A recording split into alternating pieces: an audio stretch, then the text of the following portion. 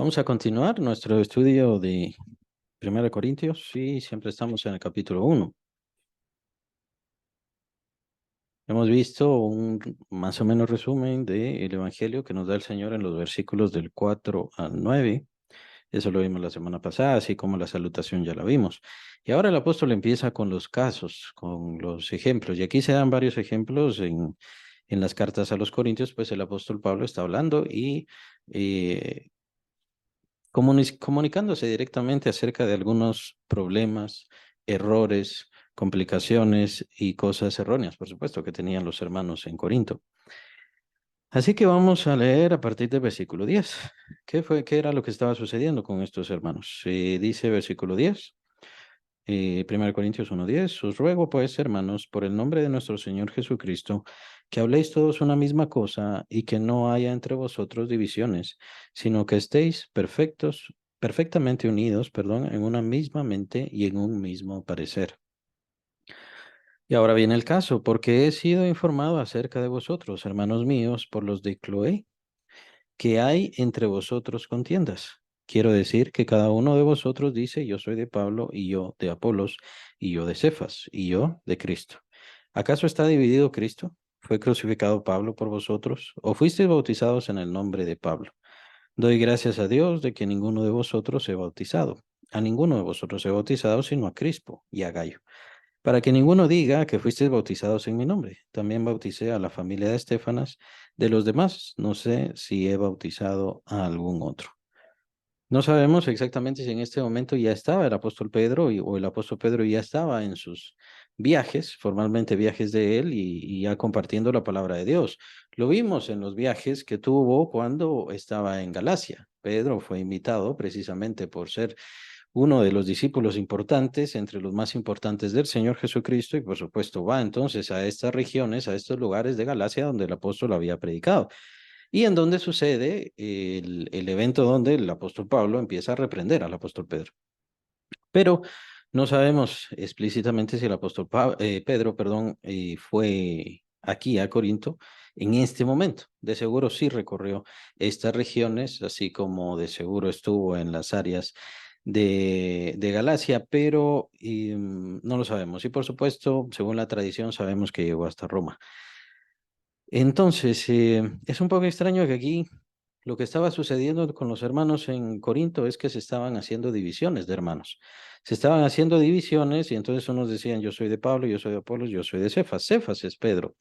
Apolos es aquel gran predicador que surgió, que aparece también en Hechos y que es instruido no por Pablo directamente, sino por un par de sus colaboradores más importantes, que son Priscila y Aquila. Priscila y Aquila son los que le enseñan a Apolos el Evangelio correctamente y es entonces donde este gran predicador, Apolos, se convierte en uno de los grandes exponentes del Evangelio.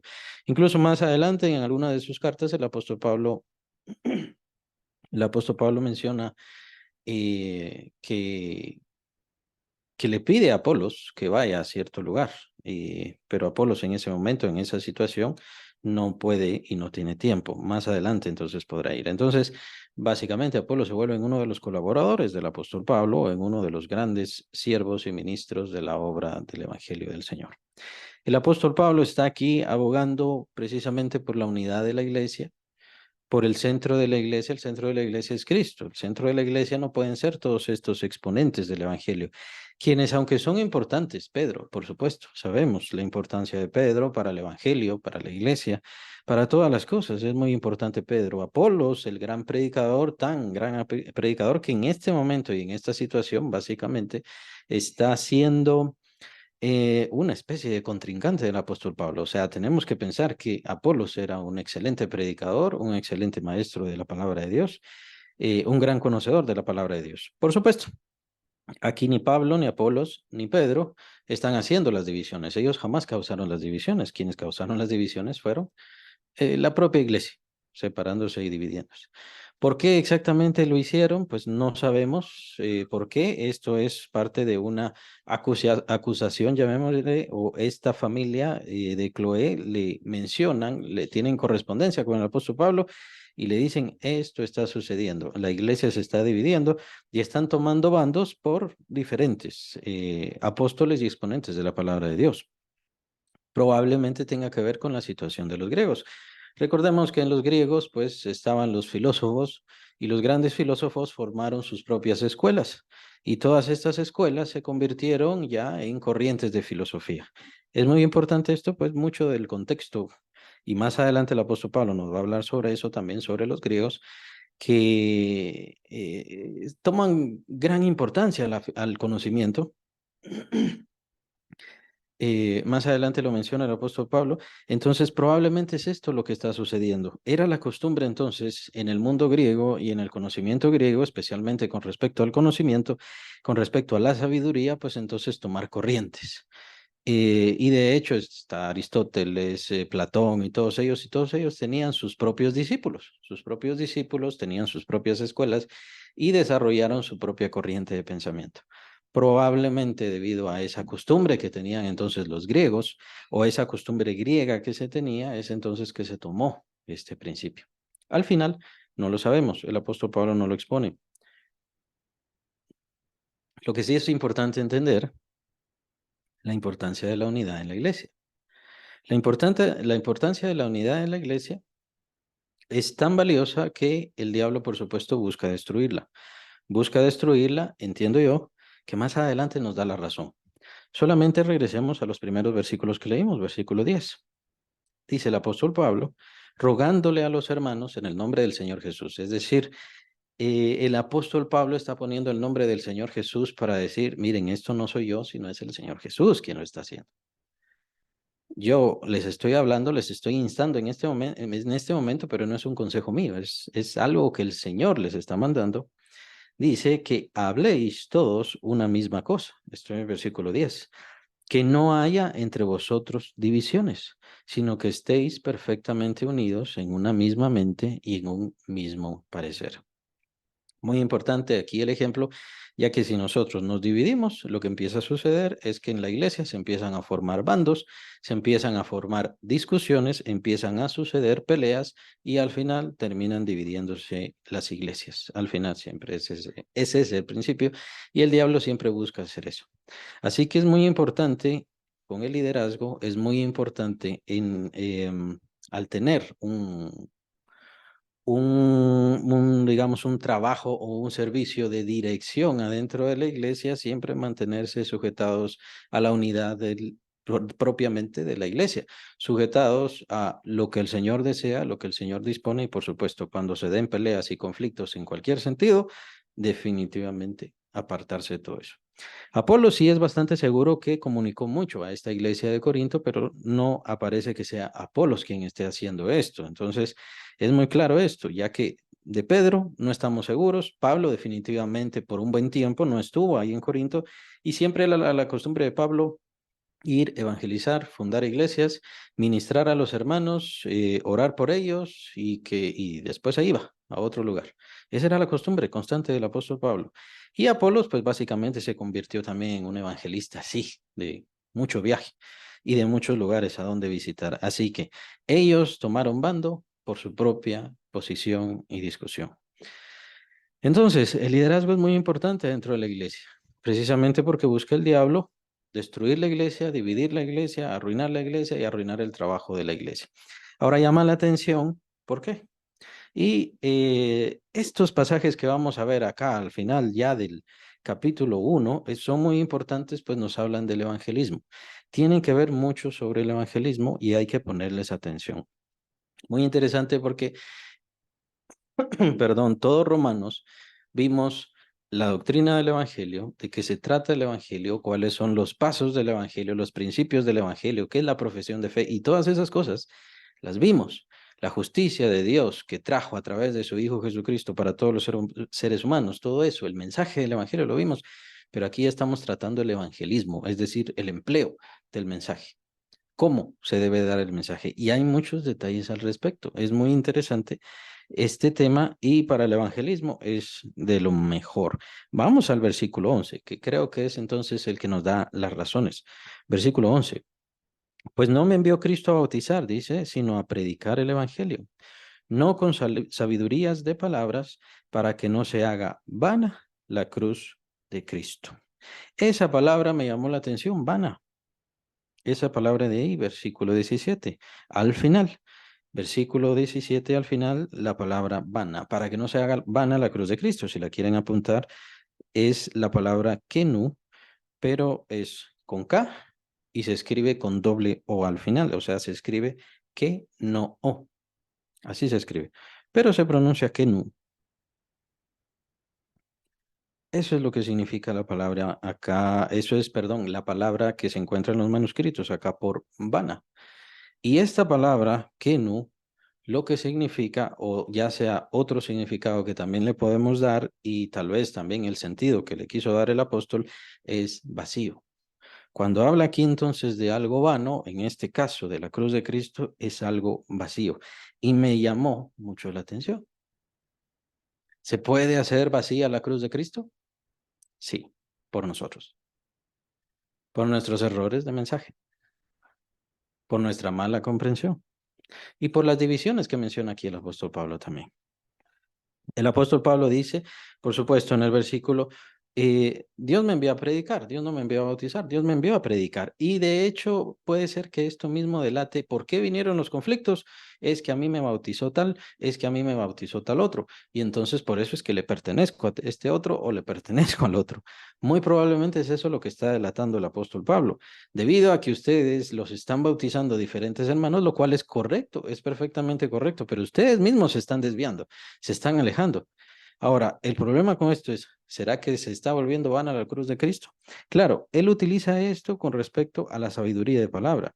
Yo no vine a hablarles a ustedes con sabiduría de palabra, porque si les hablo con sabiduría de palabra, o sea, con sabiduría humana, con conocimiento humano, con la situación de, por ejemplo, la filosofía griega, que por supuesto el apóstol Pablo la conocía muy bien, era un gran erudito.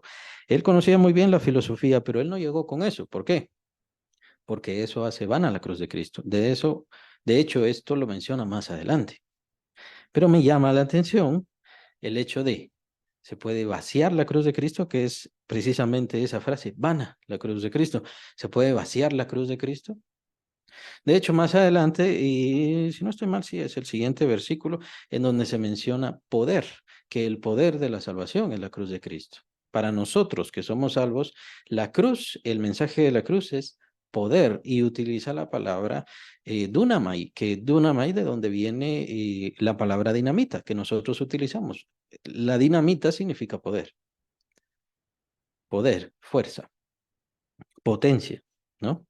Entonces, la cruz es poder, pero se puede vaciar.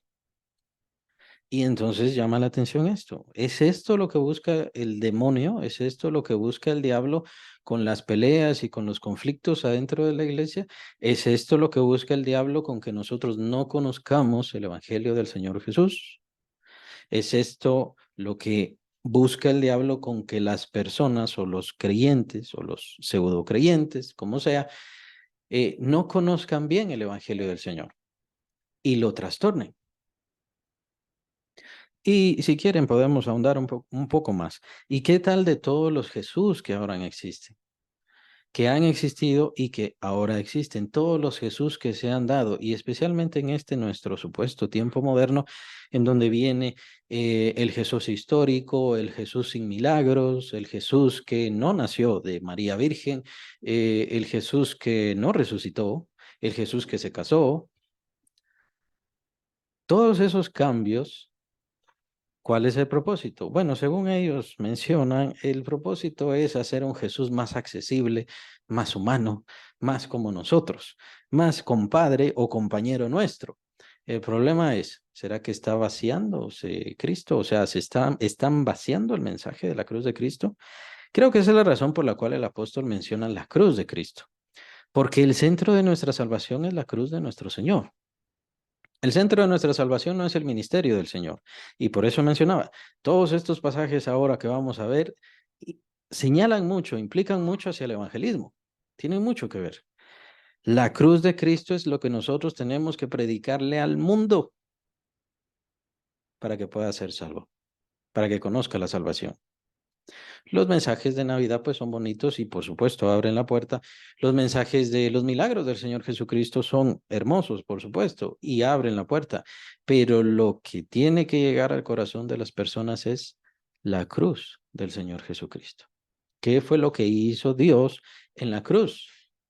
¿Qué fue lo que hizo Cristo al estar en la cruz, al cargar nuestros pecados? Todo eso lo tenemos que tener en la punta de la lengua, en nuestra mente constantemente. Y por supuesto que no se haga vana en ningún sentido, pues eso es lo que busca el diablo. Vemos entonces religiosos que mencionan, bueno, sí, Jesús vino y murió por nuestros pecados, pero nosotros tenemos que seguir una tradición y por supuesto unirnos a la iglesia porque es la iglesia la que nos salva. Y ahí ya se hizo vana la cruz de Cristo. La cruz de Cristo no es suficiente. Jesús hizo grandes cosas, por supuesto, pero usted tiene que hacer buenas obras, porque si usted hace buenas obras, entonces se salvará. Bueno, entonces no es Cristo quien nos salva. Las buenas obras entonces nos convierten en algo semejante a Jesús. Eso es otra religión. Nos hacen algo semejantes a Jesús y Jesús, el hombre que se convirtió en Dios debido a sus grandes y buenas obras, que es lo que dice una religión. Entonces nosotros tenemos que seguir el ejemplo y si seguimos el ejemplo, nosotros también de ser hombres nos vamos a convertir en dioses. Otra religión. Y así podemos ir. No digamos aquella religión que dice Jesús no es el Hijo de Dios, Jesús no es Dios, sino que Jesús es el Arcángel Miguel. Y ahí con eso, ¿qué? Se hizo vana la cruz de Cristo. Ya con eso se echa por tierra el mensaje del Señor y en ese sentido ahí no hay salvación. No hay qué, no hay poder, no hay dunami, no hay poder, no hay fuerza para la salvación de esas personas. Y es lo que tenemos que entender con respecto al mensaje. Está haciéndose vana la cruz de Cristo en todas las religiones que mencionan a Jesús, pero él no fue tanto un maestro, él fue una buena persona. Fue un gran hombre de ética y por supuesto la gente lo veía como un gran filósofo. No, no, ahí ya están haciendo vana la cruz de Cristo. Ya están echando por tierra el mensaje de Cristo. Y el mensaje de la cruz es el mensaje de la salvación. Esto tiene que quedar muy claro porque es lo que expone el apóstol en estos pasajes específicamente. Y lo vamos a seguir viendo. Habla de la locura. El mensaje de la cruz es locura y es tropiezo. Menciona. Y lo vamos a ver, por supuesto. Pero quería señalar eso. Quería señalar eso. Es muy importante porque nosotros que tenemos el mensaje del Señor Jesucristo, ¿cómo lo estamos entregando? ¿Cómo lo estamos dando a otras personas? ¿Cómo estamos llegando a los corazones de esas personas? ¿Y en qué ponemos nuestra seguridad y confianza con respecto a su salvación? ¿Por qué no? Bueno, podríamos mencionar estos pseudo lugares, si son pseudo cristianos o no lo son, la verdad no lo sé, el Señor tiene que juzgarles, pero vamos a traer a la gente con cosas divertidas, vamos a traer a la gente con espectáculo, vamos a mantener feliz a la gente con luces y con estas diferentes cosas.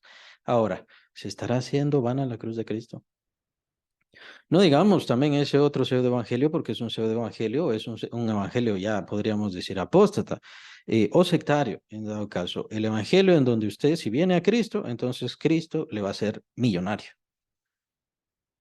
Y si Cristo le hace millonario, también le va a dar mucha felicidad, se le van a quitar completamente las enfermedades. La enfermedad es algo que en usted no puede estar. ¿Por qué? Porque Cristo está ahí. Y por supuesto, malinterpretan los mensajes, malinterpretan los pasajes bíblicos, malinterpretan cuál es el sentido. Nosotros, aunque seamos creyentes, por supuesto que tenemos enfermedades. El apóstol Pablo, aunque era el apóstol Pablo, por supuesto que tenía enfermedades. Recibió mucha bendición, por supuesto, y tenía poder, pero también tuvo mucho sufrimiento, escasez. De tal manera que dice el apóstol Pablo, yo de todo estoy bien aprendido. Yo sé tener y sé no tener. Sé estar contento con mucho o estar contento con poco. Yo de todo he aprendido. El evangelio se ha hecho vano. O la palabra esta que mencionaba, que no. La palabra se ha vaciado. El mensaje de la cruz del Señor se ha vaciado. Si el mensaje de la cruz del Señor se vacía, entonces la gente ya no se salva. Y no solamente no se salva.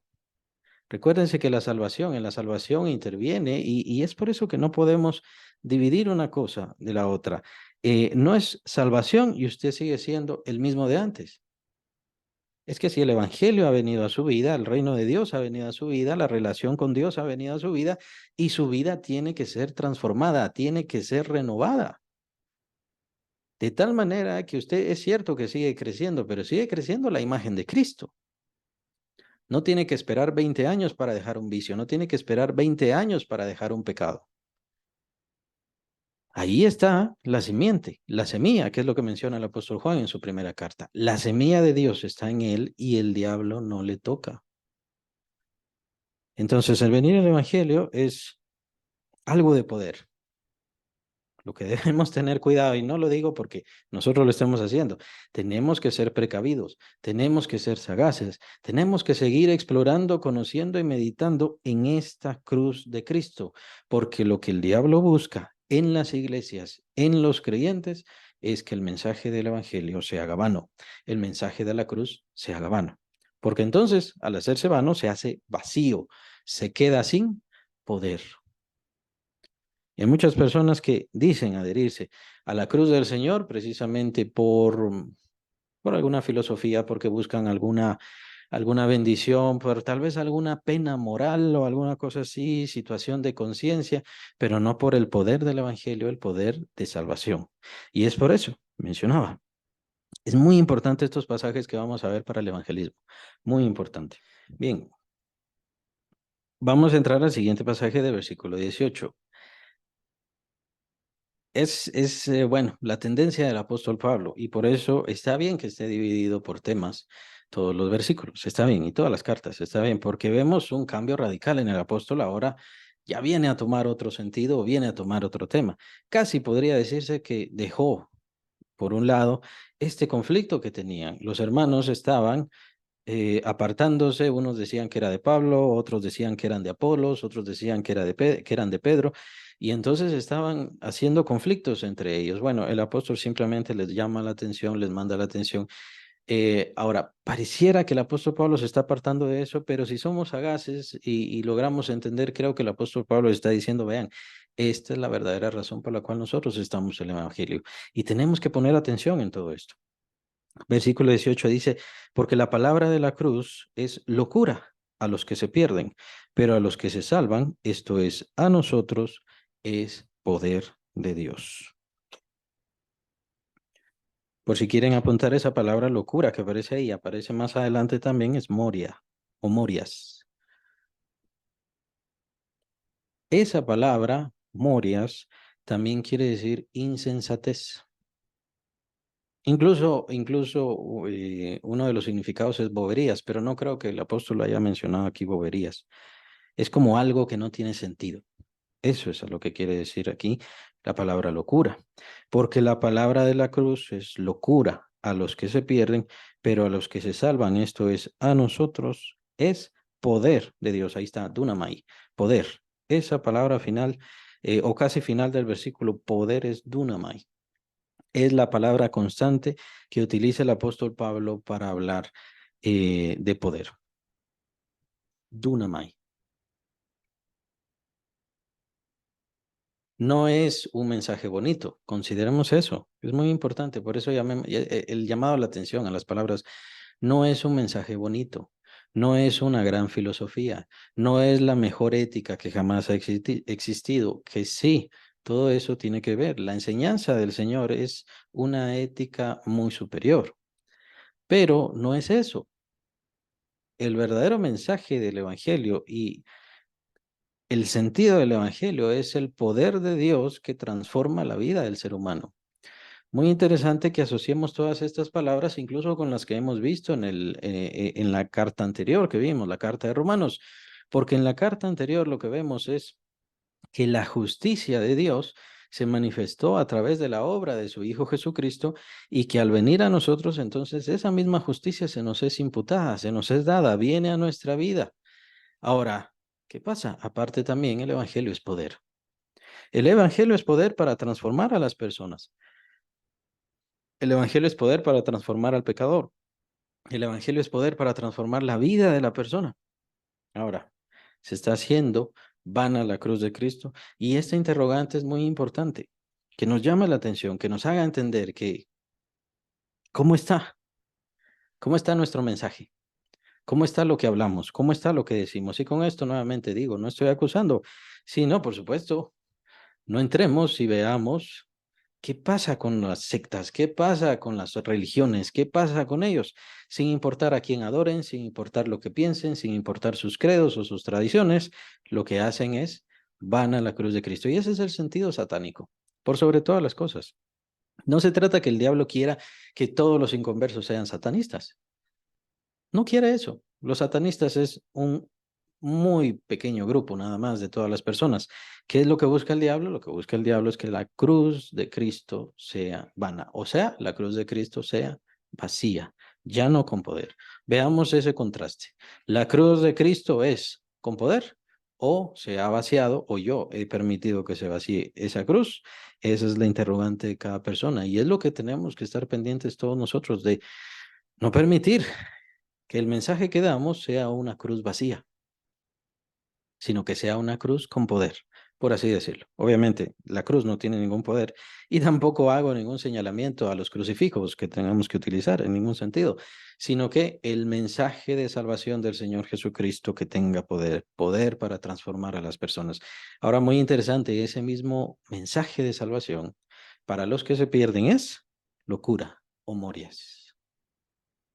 Para ellos es boberías, para ellos es tonterías, para ellos es cosas, son cosas insignificantes, insensatas, mediocres, locas. Muy interesante que es precisamente lo que vemos en el mundo. Lo que vemos en el mundo y de hecho lo vemos en varias, algunas cuantas religiones, que nos ven a nosotros que creemos en Cristo, sí, pero no usamos crucifijos, no usamos imágenes, no hay templos sagrados, no hay ninguna cosa así. Y nos ven a nosotros y nos dicen, bueno, ustedes están locos. ¿En qué es en lo que creen? ¿Ustedes en qué es lo que piensan? Sí, solo yo recibo al Señor Jesucristo, digo que recibo al Señor Jesucristo en mi corazón y con eso ya soy salvo. Vean, qué locura. Están chiflados. ¿No tienes que hacer cosas buenas? No, no tengo que hacer cosas buenas. De hecho, tengo que quitar completamente mi fe de las buenas obras. O sea, mi seguridad no está en las buenas obras. Yo no me voy a ir al cielo porque qué bueno soy. Yo me voy al cielo porque el Señor Jesucristo ha dicho que yo me voy a ir al cielo a través de su palabra.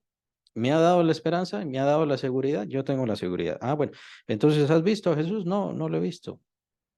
¿Y qué crees de Jesús? Le amo con todo mi corazón. El apóstol Pablo señala esto. Ustedes aman a Cristo sin haberle visto. ¿Cómo puede uno amar a alguien sin haberle visto? ¿Cómo puede uno enamorarse de alguien sin haberle visto? Es que eso es precisamente el Evangelio. En el Evangelio está el poder de Dios para reconciliarse con el ser humano, con las personas y por supuesto con todos los inconversos, que éramos todos inconversos, pecadores, sentenciados, perdidos y condenados. Pero el poder de Dios viene en el Evangelio, en esa cruz de ese carpintero. Y es el poder de Dios para llamar a los corazones. Es muy importante que recordemos esto, que siempre venga a nuestra memoria.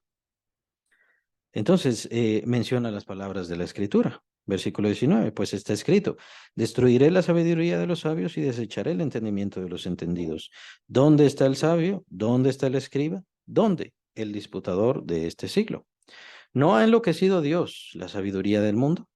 Pues ya que en la sabiduría de Dios el mundo no conoció a Dios mediante la sabiduría, agradó a Dios salvar a los creyentes por la locura de la predicación. Versículo 21, entonces ahí nos vamos a detener. Pues ya que con la sabiduría de Dios el mundo no conoció a Dios, mediante la sabiduría, muy interesante porque habla, porque menciona esto el apóstol Pablo, ya que digo, es muy interesante, pues en la sabiduría, o más específicamente, los filósofos griegos trataron mucho el tema de Dios. Trataron mucho el tema de Dios y algunos discutieron el motor perpetuo, por ejemplo, de alguno de los filósofos, y todo ese tipo de cosas que tienen que ver con la creación del universo y todas estas cosas, estaba la discusión si Dios existe. Ahora, tomen en cuenta que aún con esta situación de las filosofías, de los conocimientos, de qué es lo que piensa la gente, todavía siguen los dilemas si Dios existe o si no. La biología nos dice, nos habla claramente que Dios existe. La genética nos habla claramente que Dios existe. La química elemental de nuestro planeta nos habla muy claramente de que Dios existe. No existe poder humano, no existe poder afuera o no humano en ningún sentido que se nos pueda ocurrir que pueda formar algo tan perfecto como este planeta, lleno de tanta vida y lleno de tantos elementos que vinieron del espacio, por cierto. ¿Quién los trajo a esta tierra, a formar esta tierra? El mundo, la gente, no lo sabe y desprecian a Dios. La química dice que Dios existe, la biología dice que Dios existe, todo dice que Dios existe, pero todavía siguen discutiendo si Dios existe. Desde el momento del apóstol Pablo, cuando escribe esto, ya llevaban unos años estas discusiones. Los grandes filósofos de la era griega, por supuesto que habían discutido todas estas cosas y algunos llegaban a la conclusión de que sí, de seguro Dios existía, pero no lo comprobaban completamente. De ahí siguen las discusiones y todavía en el tiempo de la iglesia siguieron las discusiones hasta nuestros días. El mundo, a través de la sabiduría, no conoció a Dios. Y podemos añadirle, no por añadirle a la palabra, por supuesto, pero pongámonos a entender, bueno, aparte de la sabiduría humana como tal, está el conocimiento humano, que también Dios lo ha permitido, según lo menciona el profeta Daniel. Dios ha permitido la ciencia. Dios es el que ha permitido todos estos avances. Dios es el que ha dado la sabiduría y la inteligencia a los grandes descubridores, inventores, etcétera, a todos los grandes científicos. Él les ha dado toda esa inteligencia y ha permitido que vean esas cosas ocultas, ocultas, me refiero no oscuras o pecaminosas, sino ocultas del ojo humano y de nuestra concepción humana. Pero salvan vidas. Tenemos electricidad, tenemos estos medios. Pero el mundo sigue sin conocer a Dios. Sigue sin conocer a Dios. Muy interesante esto, ya que, bueno, en toda la Biblia tenemos el asunto del conocimiento a través de la ley. Y tenemos, digo yo, en toda la Biblia porque pues estamos hablando del pueblo judío y el pueblo judío, su contexto es la ley de Moisés. Ahora, muy interesante, ya que ahora el apóstol Pablo está dándonos otro contexto de pueblo. ¿Y será que Dios quiso tocar sus corazones? ¿Será que Dios quiere acercarse al hombre incluso a través de su mente? No digo que por esto conozcan el Evangelio, pero aún así, en ese mismo conocimiento y en esa misma sabiduría y en esa supuesta filosofía tan grande, tan desarrollada, el mundo sigue sin conocer a Dios. ¿Qué debemos concluir? Los judíos, con toda su religión, con toda su tradición, con todo su conocimiento, con todos sus antecedentes, con toda su sangre, jamás conocieron a Dios. Excepto el remanente, por supuesto. Los que sí tuvieron fe, porque siempre el Señor, y lo vimos en la carta anterior de Romanos al final, vimos que lo que importaba era la fe. No todos los que dicen que son judíos, dice el apóstol Pablo, son aquellos que creyeron. Esos son, siempre. Ahora es muy interesante ya que está la sabiduría del mundo, que era lo que tenía el mundo gentil. O sea, el apóstol Pablo está ahora acercándose al mundo gentil a través de su sabiduría, que es lo más grande que dio. La sabiduría de, como mencionaba Aristóteles, Platón, Sócrates, todos ellos. Esa sabiduría es muy valiosa, todavía se discute en varios círculos filosóficos, por supuesto, y por supuesto también ellos comentaron la situación de Dios, el dilema de Dios. Dios existe, Dios no existe. Aún así, el mundo no conoció a Dios. Y debemos concluir que en la ciencia el hombre va a encontrarse con Dios, por así decirlo, aunque todo habla de su gloria, lo menciona el primer capítulo de Romanos, lo menciona el apóstol Pablo ahí. Todo habla, su eterno poder y deidad son claramente visibles a través de todo lo que él ha creado. Pero el hombre sigue esquivando, ¿no? Apartándose. Le gusta el conocimiento, le gusta inventar diferentes cosas, pero no le gusta encontrarse con el centro de su vida. El centro de su vida es Dios, porque es nuestro creador. es el que nos da nuestro propósito. No un propósito animal, sino un propósito genuino, un propósito eterno. El único que nos puede dar ese propósito eterno es Dios. Pero aún a través de todas esas cosas, la gran sabiduría humana, todo lo que conoce el ser humano, el hombre sigue sin conocer a Dios. Ahora, ¿qué pasa? Que cuando viene el mensaje de Dios, el verdadero mensaje de Dios a través del Evangelio, a él le parece locura. Muy interesante. Ya que es así como nos tachan incluso ahora a nosotros. Sin importar que sean radicales, sean racistas, sean grandes científicos, sean genios, de lo que sea. De todas maneras, los cristianos estamos delirando de chiflado, ¿no? Es algo constante, el apóstol Pablo, muy interesante cómo lo menciona el apóstol Pablo, ya que es algo que incluso en nuestros días lo estamos viendo, y esto irá más, esto irá más. Aún así, entonces, si es una locura el mensaje del Evangelio, entonces, ¿por qué es una amenaza? ¿Por qué atacarnos tanto? ¿Por qué odiarnos tanto? ¿Por qué hacer tantas religiones con tal de hacer a un Jesús para unos, otro Jesús para otros, otro montón de Jesuses para la conveniencia de cualquiera? ¿Por qué? Porque en ese mensaje, que para el mundo parece una locura y que para el mundo parece poca cosa, en ese mensaje, el verdadero mensaje, está el poder de Dios. Ahí está el poder de Dios para salvación, o sea, para transformación de la vida de las personas. Y es en eso en lo que nosotros tenemos que confiar, servir, obedecer y apegarnos constantemente. El mundo, vean, muy interesante, por sentido común elemental, el mundo nos va a odiar. El mundo va a sentir desagrado de nosotros. El mundo nos va a ver como chiflados, como bobos, como insensatos, como quienes no tienen sentido. Porque estamos creyendo en lo que el apóstol Pablo le llama la locura del Evangelio. Por supuesto que no es una locura, pero es un mensaje loco para el mundo.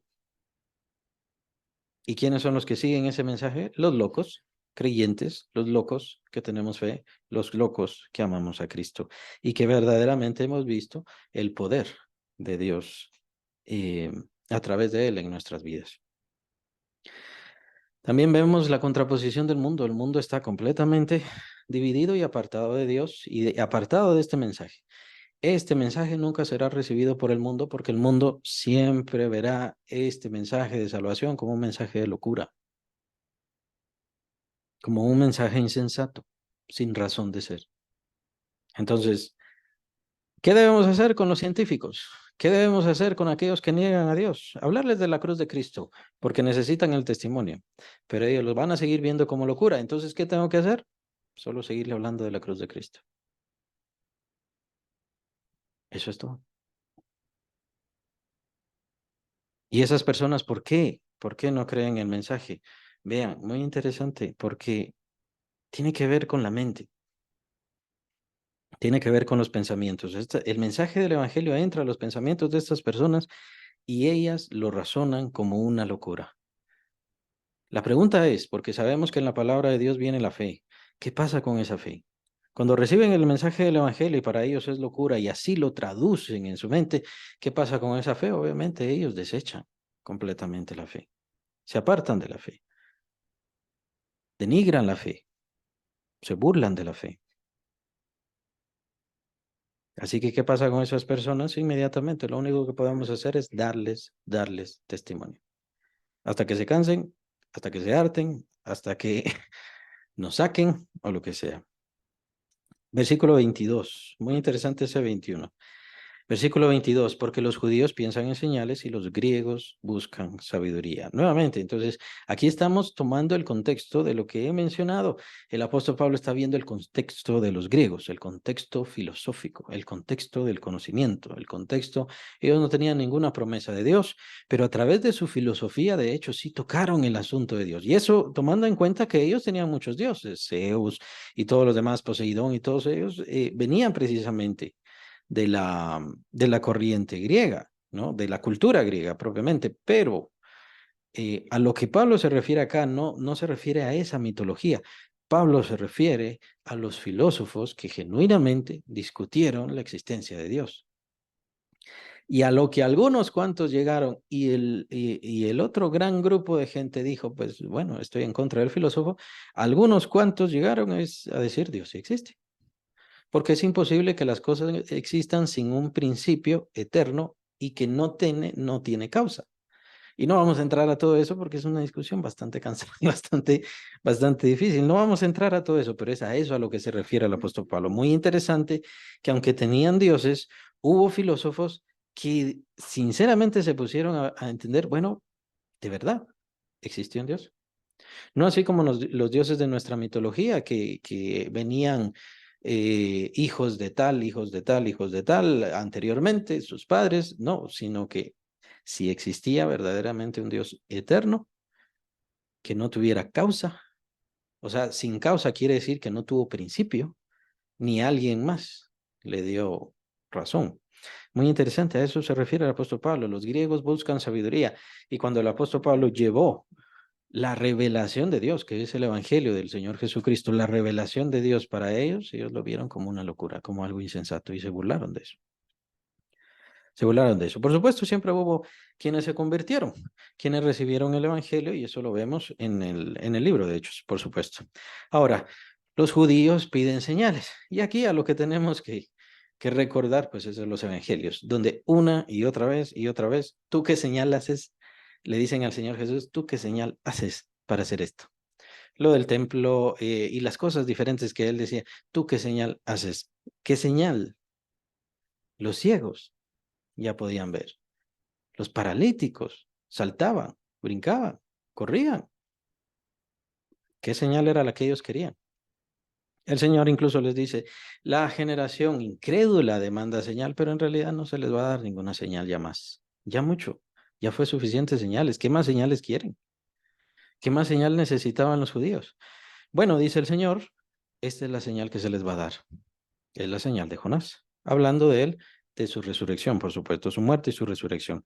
Pero a eso es a lo que se refiere. Los judíos piden señales, ellos no se dejan llevar por la erudición, llamémosle, de la filosofía, como en el caso de los griegos. Ellos querían una manifestación, pero cuando veían manifestaciones se hacían los ciegos. Es entonces donde menciona el Señor Jesucristo, he venido para quitar la vista. Le he dado vista a los ciegos, pero también a los que veían o a los que decían ver, les quité la vista para que ya no vieran. Muy interesante todas estas partes. Y cómo se une esto precisamente con lo que pasó con el Señor Jesucristo. Y por supuesto, el apóstol Pablo también lo vio. Recuerden que el apóstol Pablo, junto con los demás apóstoles, pues hicieron muchos milagros, hicieron muchas maravillas. ¿Y qué era lo que pasaba con los judíos? No, tienen que regresar a la ley, no, tienen que... Y empezaban las contradicciones hacia la obra del apóstol Pablo y por supuesto contra su revelación. Ahora dice versículo 23, pero nosotros predicamos a Cristo crucificado. Ese es en lo que se debe centrar el evangelista o la evangelista, quien quiera que sea, que va a entrar en misión, que va a pregonar el evangelio. ¿Qué es lo que tengo que hablarle a esta persona? ¿Cuál es el sentido de mis palabras para esta persona que no conoce a Cristo? Tengo que predicarle a Cristo crucificado. Ese es el sentido del evangelismo. Ese es el sentido y lo que tengo que proponerme en mi corazón, en mi mente, en mis pensamientos y todas mis palabras tienen que vertirse hacia eso, nada más, hacia eso, a Cristo crucificado. Podemos entonces entender la contradicción de este Cristo moderno, este Cristo que hasta se casó, Cristo que hasta tuvo hijos. ¿Por qué? Simplemente muy fácil lo dicen, ¿no? Como Jesús era rabino y todos los rabinos están casados, pues entonces estuvo casado y de seguro tuvo hijos. Tan fácil que lo dicen, las excusas tan ignorantes que tienen, ¿no? Tan ignorantes. ¿Y todo por qué? Por hacer vana la cruz de Cristo. Esto creo que lo vamos a repetir cada vez que veamos la situación del evangelismo, porque el apóstol Pablo no solamente toma estos pasajes, es muy importante el evangelismo para el apóstol Pablo aquí en Corintios. En la carta a los Corintios, quiero decir. Entonces, versículo 23, pero nosotros predicamos a Cristo crucificado. Muy interesante, ese es el propósito de todos los creyentes.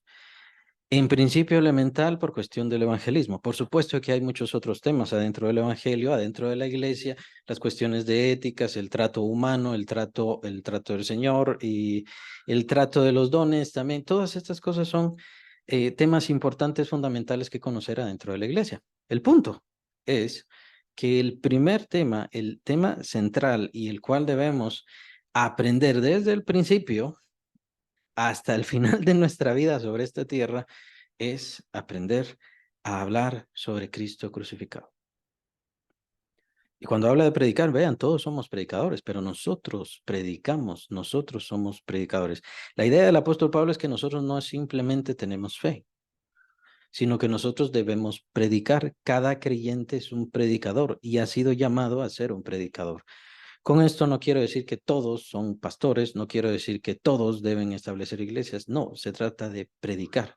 Somos portavoces de esa palabra de salvación, que es el mensaje de nuestro Señor Jesucristo, pero no es su niñez, no es su adolescencia, sino que es el Señor Jesucristo crucificado. Si vamos a hablar, con esto no quiero decir que sea malo hablar de otras cosas. Si vamos a hablar de Navidad, hay que hablar de Jesucristo crucificado. Si vamos a hablar de sus milagros, hay que hablar de Jesucristo crucificado. Si vamos a hablar de resurrección, perdón, por supuesto que debemos hablar cuál fue la causa de esa resurrección. Es lo que sucedió en la cruz. El centro de todo es la cruz y esto no debe sorprendernos con respecto al apóstol Pablo, más bien voy a llamar la atención a eso.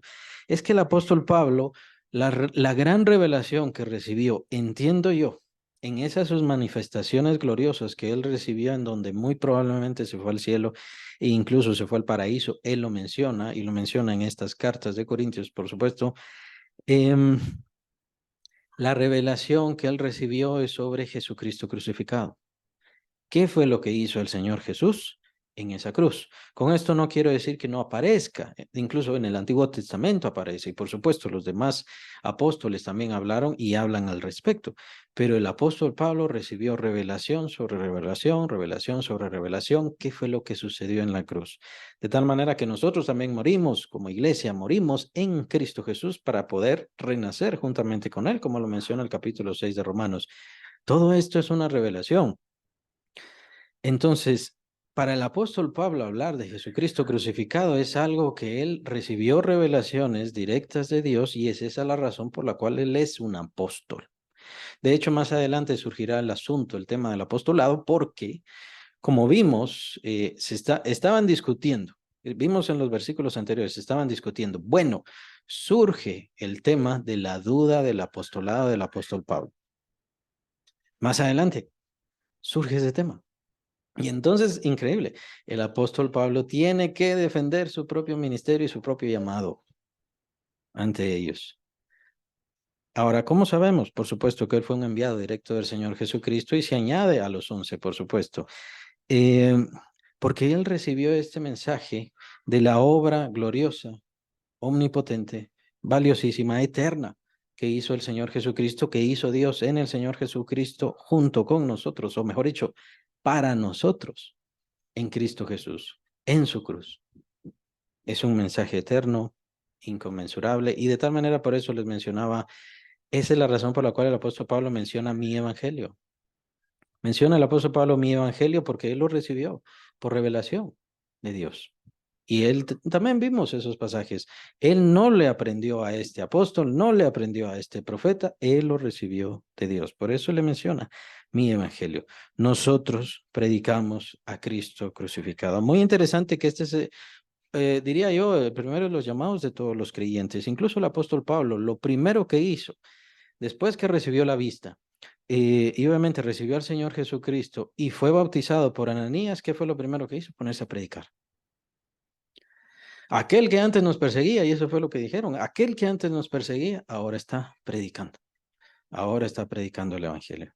Todos los creyentes hemos sido llamados al Evangelio para predicar el Evangelio, para ser pregoneros del Evangelio, no para dejarlo encerrado, no para dejarlo escondido. Ya sabemos cuál va a ser la reacción del mundo. Para el mundo estamos chiflados. Para el mundo estamos locos. Ahora consideren quién nos está hablando. Consideren la situación del que nos está hablando, del apóstol Pablo. Ellos les llamaban locos, les llamaban chiflados y diría yo, esas son las cosas más suaves que les dijeron. Pero ¿qué hicieron ellos? Siguieron predicando. Con denuedo, esa palabra me gusta mucho, aparece en Hechos. El denuedo, el ánimo, el esfuerzo, con toda decisión, con todo deseo. Seguían predicando y seguían predicando el evangelio. ¿Qué fue lo que sucedió? Transformaron todo el imperio. Esos locos, esos chiflados, esos bobos, según el mundo, por supuesto, según lo que decía el mundo. Estos que son insensatos, estos que están trastornados, tocados de la cabeza, como diríamos nosotros, esos cambiaron ese imperio y no solo ese imperio, cambiaron la historia del mundo. Creo que los creyentes debemos recordar lo que es el evangelio y lo que hemos recibido. Probablemente pasamos demasiado tiempo en el mundo y en las situaciones del mundo y por eso a veces nos quedamos callados. Y digo nosotros porque creo que todos hemos caído en eso. Vemos al mundo como denigra a Dios, vemos al mundo como maldice a Dios y nosotros como que solamente nos retraemos del mundo. Por supuesto, no compartimos lo que ellos dicen, pero no exponemos el Evangelio con la gallardía, con el ánimo, con el denuedo que lo hicieron estos de la primera iglesia, en un tiempo bastante difícil, en un tiempo muy contradictorio, sobre la opresión de un imperio, el imperio romano, que casi que fue el mayor imperio del mundo, pero siguieron predicando.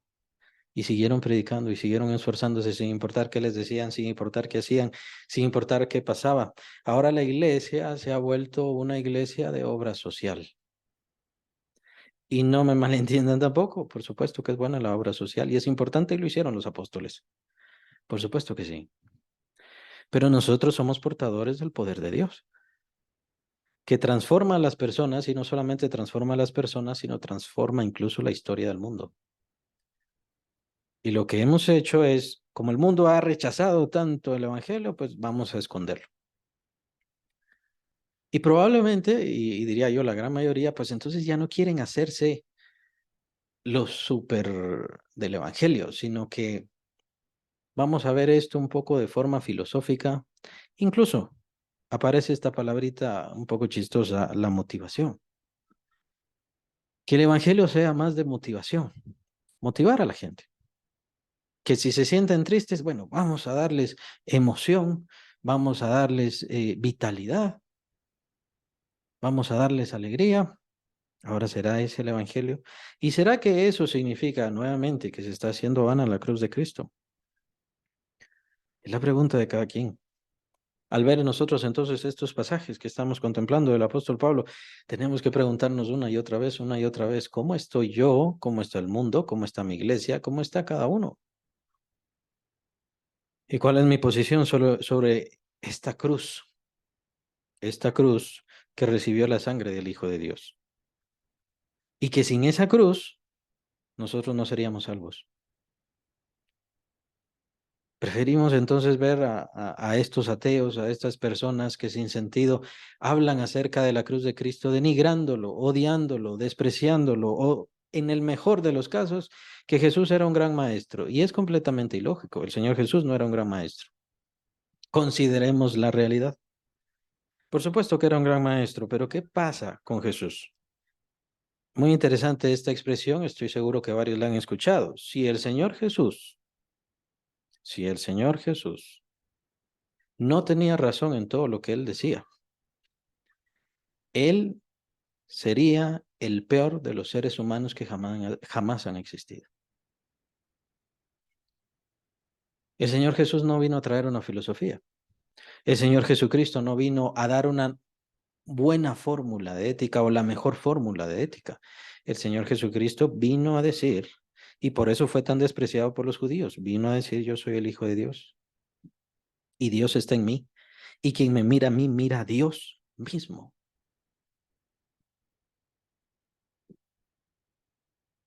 Y si a usted le dicen, le vamos a matar por creer en Cristo, tiene que dejarles que le maten. Porque aquel que se avergüence de mí delante de esta generación perversa y maligna, yo me voy a avergonzar de él delante de mi Padre y de sus ángeles.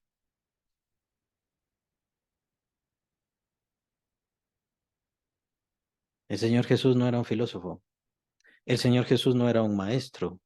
Por supuesto que caminó como ser humano, como cualquiera de nosotros. Por supuesto que tuvo hambre, por supuesto que tuvo sed, por supuesto que durmió, pero Él era el Hijo de Dios. Y ese fue el mensaje terrible, ese fue el mensaje difícil. Y lo demostraba con sus hechos, con sus acciones, con las maravillas. Si no me quieren creer a mí, decía el Señor Jesús varias veces, si no me quieren creer a mí, al menos crean a mis obras. Créanme en lo que estoy haciendo. Miren lo que estoy haciendo, ¿por qué no creen?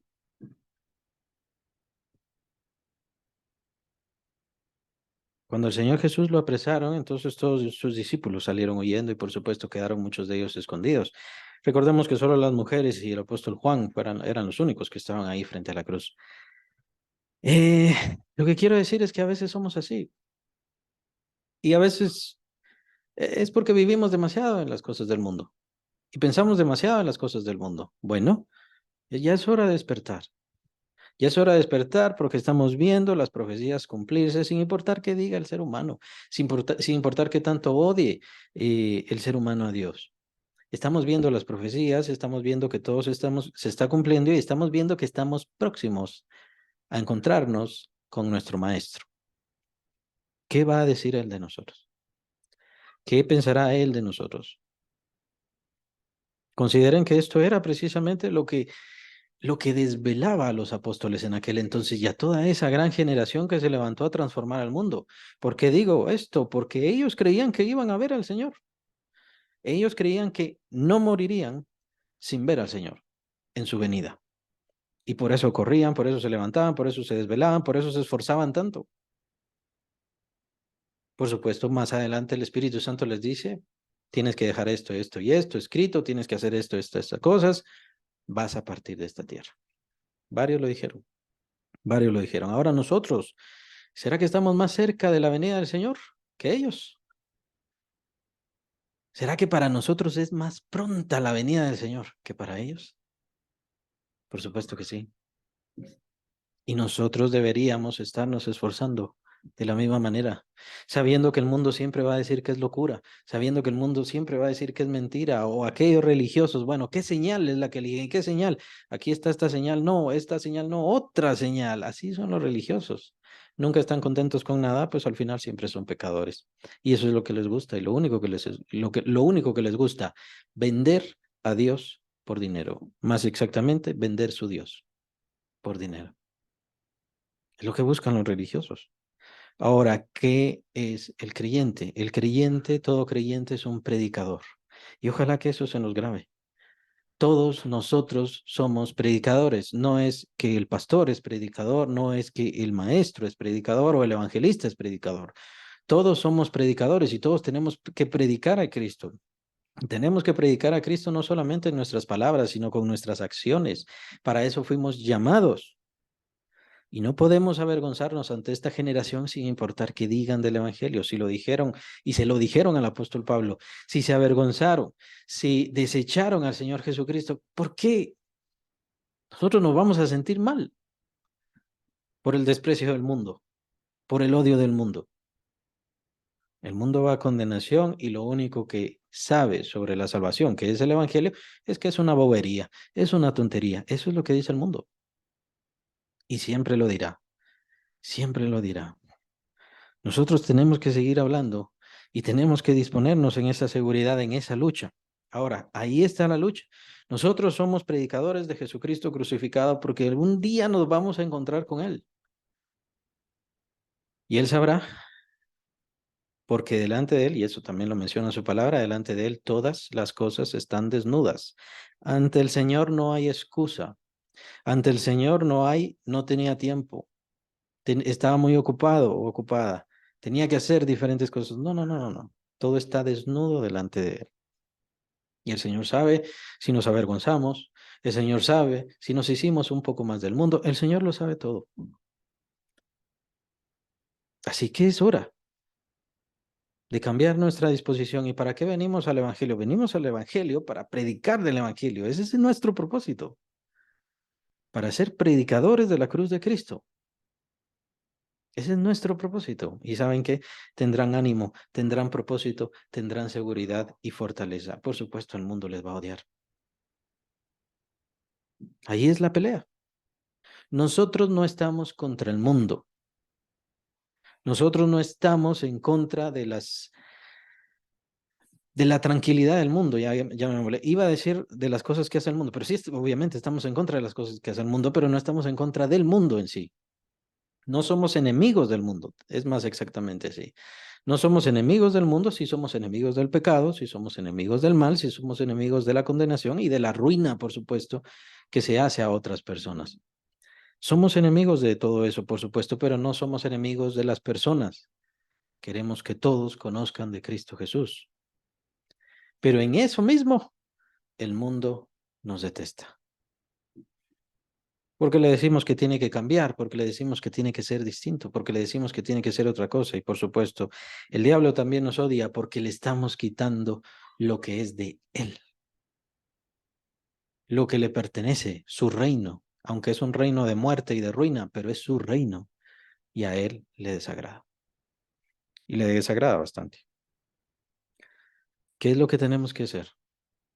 ¿Y qué es lo que tiene que hacer la iglesia en este tiempo tan difícil y en este tiempo final? Qué bueno que la iglesia dejara de buscar métodos y dejara de buscar formas y cosas más convenientes.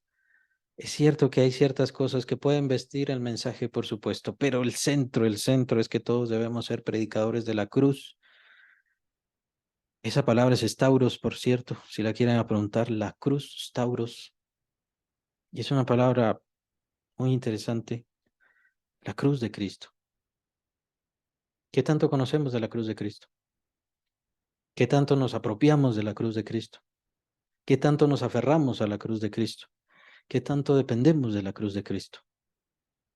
Es un mensaje difícil, es un mensaje duro. La muerte de nuestro Señor, el sufrimiento de nuestro Señor es difícil, por supuesto, pero es eso lo que salva al mundo. Pero en su cruz Él cargó nuestros pecados. Pues así lo dice Dios. En Él cargó todos nuestros pecados y por eso es que Él recibió todo nuestro castigo, todos nuestros dolores, toda nuestra enfermedad, todo ahí cayó. Y por medio de su cruz ahora nosotros tenemos paz con Dios y ya no somos más condenados o ya no somos más llamados a la condenación. ¿Y qué pecados pagó? Los pecados del mundo. Lo que pasa es que el mundo no quiere regresar a Dios, no quiere unirse a Dios. Esta es la condenación, que los hombres amaron más las tinieblas que la cruz. Capítulo 3 de Juan. Son las palabras de nuestro Señor Jesucristo. Dios ya dio la salvación gratuita a todo ser humano para que simplemente se apropie de ella, la reciba y entre en relación con Dios. Por supuesto que tiene que cambiar. No puede seguir siendo el mismo rebelde, el mismo arruinado, el mismo desviado. Entra en relación directa con Dios y entonces entramos a nuestro propósito, nuestra razón de vida, aquel que nos creó, por qué nos creó, para qué nos creó. Es por eso que todo creyente sí ha sido llamado a dejar su pecado, por supuesto, pero como consecuencia de su salvación y de toda la obra que Dios hizo y hace en su vida. El poder del Evangelio. El poder del Evangelio no es para que las personas se retuerzan en el piso, para que la gente se contorsione, para que la gente hable cosas raras.